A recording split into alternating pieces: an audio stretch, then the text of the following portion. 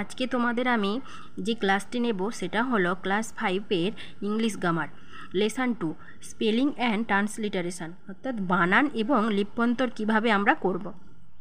তাহলে এই বানান এবং লিপ্যন্তর কেন শিখতে হবে আমাদের সেটা আগে চলো বলে নিই। ভাষা ভালোভাবে পড়তে হলে, ভালোভাবে শিখতে হলে, জানতে হলে, বানান শুদ্ধভাবে পড়তে হলে আমাদের কিন্তু এই স্পেলিং অ্যান্ড ট্রান্সলিটারেশন জানা দরকার। আর তাহলে আমরা কিন্তু নির্মূলভাবে ভাষা বা বানান পড়তে পারবো। এবার এখানে কাকে বলা হয় চলো জেনে নেই। বাংলা লিপি থেকে ইংরেজি লিপিতে উচ্চারণ অনুযায়ী রূপান্তর করা হলে তাকে বাংলায় লিপ্যন্তর বলা হয়, ইংরেজিতে বলা হয় ট্রান্সলিটারেশন। এবং যেখানে দেখো এখানে বাংলা কিছু শব্দ রয়েছে, অমল, সঞ্জয়, দীপিকা, পরিতোষ, ভারত। এই অমল শব্দের সঙ্গে এর জন্য এ হয়েছে ইংলিশ অ্যালফাবেট প্লাস এমের জন্য হয়েছে ম প্লাস এ, আর এলের জন্য হয়েছে এল সমান হয়েছে অমল।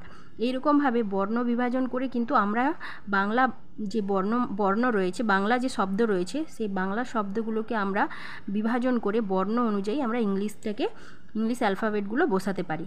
এইরকমভাবে যুক্তাক্ষর শব্দকে ইংরেজিতে বলা হয়, এইরকম যুক্তাক্ষর শব্দগুলিকে ইংরেজিতে কি বলা হয় না কম্পাউন্ড কনসোনেন্ট সাউন্ড, যৌগিক ব্যঞ্জনধ্বনি বলা হয়ে থাকে। ইংরেজিতে 5টি ভাওয়েল বাদে 21টি কনসোনেন্ট রয়েছে এবং যেটা এই 21টি কনসোনেন্ট আবার কি করে একাধিক ব্যঞ্জন ধ্বনির সঙ্গে মিলিত হয়ে কম্পাউন্ড কনসোনেন্ট সাউন্ড তৈরি করে। যেমন এখানে দেখো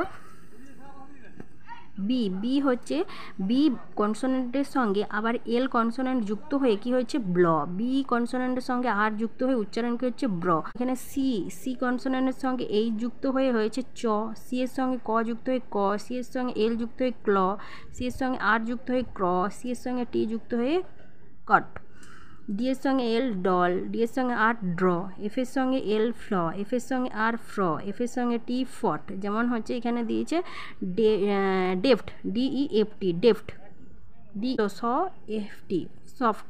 এভাবে আরও কিছু শব্দ রয়েছে, এভাবে আরও কিছু যৌগিক ব্যঞ্জনধ্বনি রয়েছে।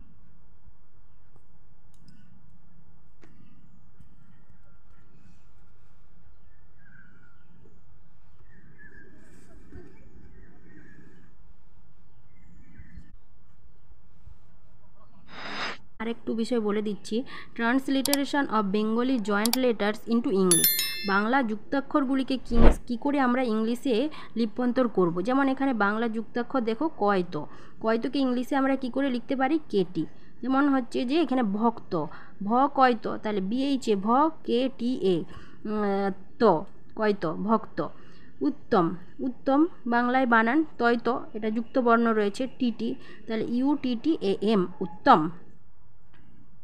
এভাবে দেখো সবগুলো রয়েছে।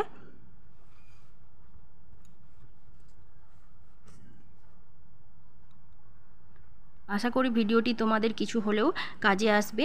আর এই ভিডিওটি তোমাদের বন্ধুদের মধ্যে অবশ্যই শেয়ার করে দিও, আর তারাও এখান থেকে কিছু শিখতে পারবে। আর ভালো লাগলে অবশ্যই চ্যানেলটি সাবস্ক্রাইব করে দিও।